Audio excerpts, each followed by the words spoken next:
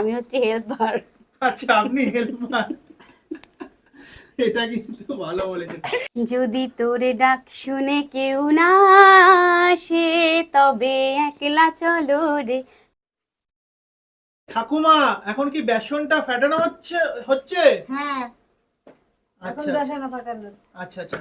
দিদিভাই মাইকেই মোটামুটি সবকিছু চপেন নাকি? হ্যাঁ একদম, আমি হচ্ছে হেল্পার। আচ্ছা, আপনি হেল্পার। এটা কিন্তু ভালো বলেছেন। আচ্ছা, আপনি কি কি মানে কি কি করেন মার সঙ্গে?